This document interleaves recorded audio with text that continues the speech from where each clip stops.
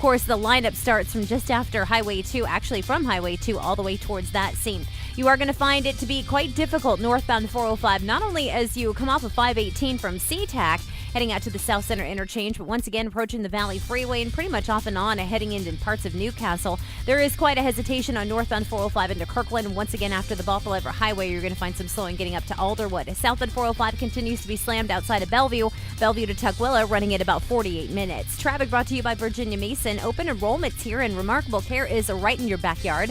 Choose a plan that includes Virginia Mason. Learn more at virginiamason.org/insurance. KIRO Radio, real-time traffic. I'm Tracy Taylor. With mostly cloudy skies and some scattered showers for your drive home, don't be too surprised if things are a little wet here and there. Then tomorrow, same thing. Some scattered showers will go low to mid-60s.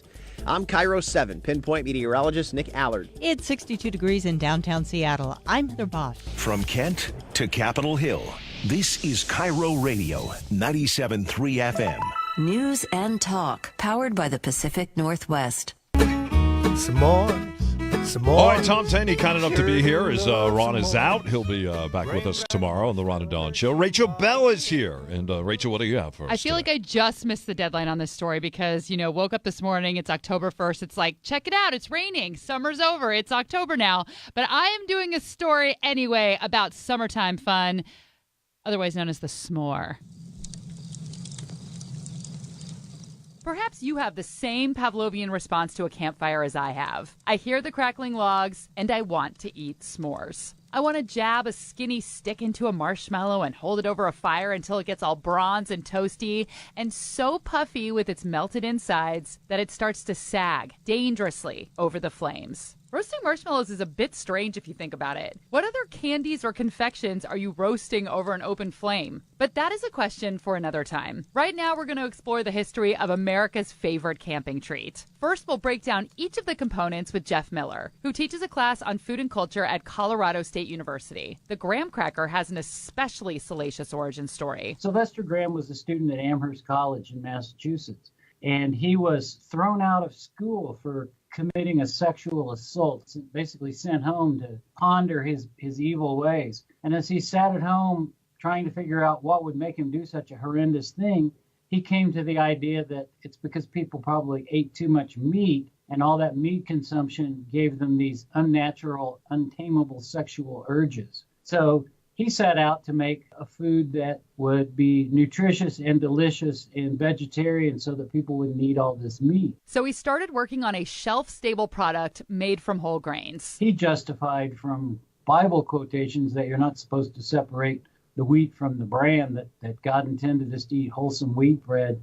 And so he starts out to make a snack from the whole wheat, winds up very much like a cracker. And it was not sweet at all. He was very much against sugar and white flour and all those things. So I think he's probably rolling in his grave thinking that the thing that he is known for and remembered for today is essentially some kind of candy. And then there is the marshmallow. The original marshmallows actually came from a plant called the marshmallow. 2 words. And the marshmallow root was used to make a confection that was more like a sweetened lozenge, small and crumbly with a crunchy texture. It wasn't until the Industrial Revolution that we see that big, soft, puffy marshmallow that we have today. Does the one today taste anything like a marshmallow root? Not particularly. Today, they take a lot of gelatin and a lot of powdered sugar and a little bit of cornstarch. They essentially take those 3 ingredients and then just whip them up with a lot of air, and then they extrude them. And so the more air and the more gelatin is in there, you get that squishy, puffy thing that we think of today. The third component in a s'more is the chocolate. And chocolate has a long, complicated history that I simply just don't have the time to get into. But I will tell you that chocolate dates back to about 350 BC. And it was usually consumed as a drink that was made by the Mayas and the Aztecs. And like the original graham crackers, the original chocolate was not sweet because naturally cacao is bitter. And in 350 BC, they did not have processed sugar. So it wasn't until the late 1800s that you could buy a bar of chocolate. S'mores, sure do love s'mores.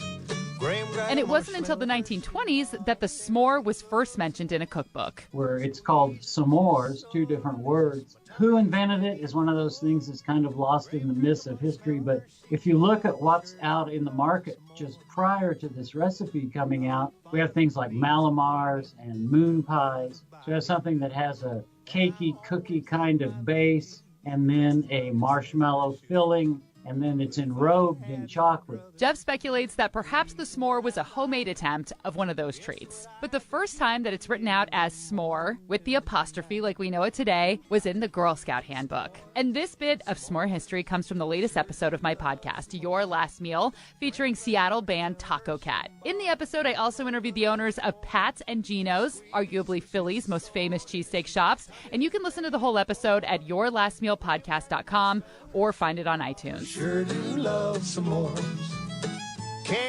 All right, back live in studio. Tom Tangney is here. Rachel joins us. Ron will be back tomorrow. You can find us on Facebook Live.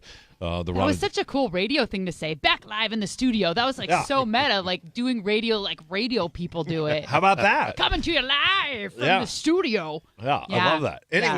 Anyway, were you a s'more person growing up? You weren't. We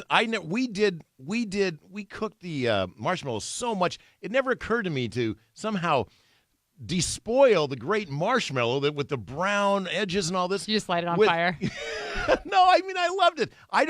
We never felt the need for it. But, when I had daughters, that's all they did. I just feel like they spent their first 12 years of life just with that sticky, gooey marshmallow and chocolate and graham cracker stuff. So I feel very connected to s'mores, but it's not part of. I was surprised to find out it's been around since the 1920s. Hang on. You feel connected to s'mores. I do. You were telling me on the break you've never had a s'more. Now you feel connected No. to When them. I was growing up, I never had it. Oh, as when a you're kid. growing up. Okay. But now, because I raised my daughters, we practically lived my entire summer seems to be dominated by sticky fingers from s'mores. Yeah. I thought it was a fascinating story. I had no idea.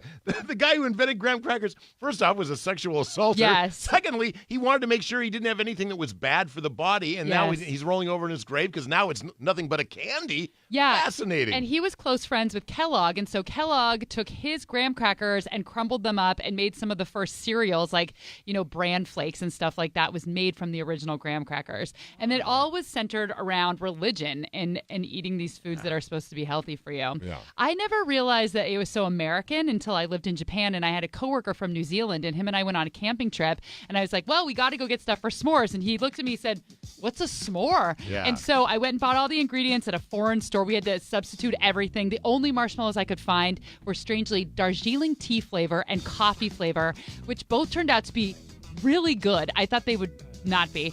And it was so sweet to watch an adult man have a s'more for the first time. It's like something you usually have when you're a kid and you'd never heard of it, and he had like chocolate dripping off his face and he loved it. I wasn't a good campfire cook. I would always burn the popcorn. Did you ever try to do the Jiffy Pop? Yeah, try to do it. Always burned. It always burned. The s'more, I would always light the marshmallow on fire. Yeah.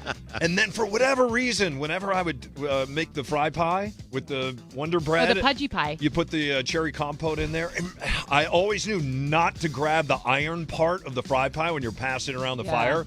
But I always would. And the mother would end up giving me a frozen orange juice can to hang on to because I would just burn the hell out of my hand every time. I did that last night. I just grabbed the handle of a hot pot, and then I had to hold an ice pack all night long. You can still do this in your later years. I know. You can burn yourself. So see a little bit of summer on October 1st. That's right. Well, I know Good because job. campfires do still feel autumnal. You're And if I can just say really quickly, we have a contest. Our very first, today's the first day for Your Last Meal.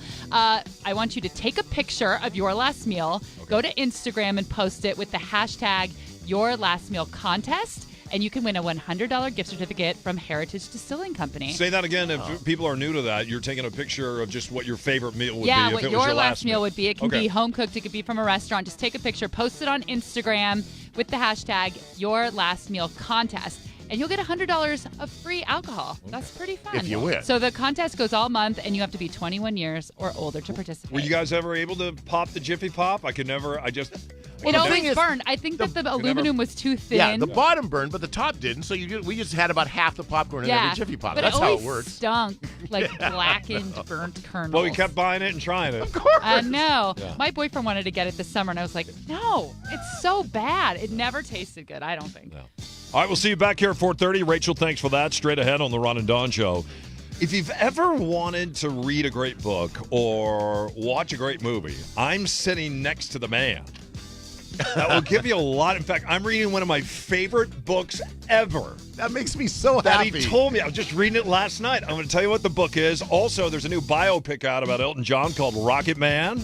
And the trailer just dropped. We'll tell you about it next. It's the Ron and Don Show. Tom Pangney sitting in on KIRO Radio. Thanks for stopping by on a Monday.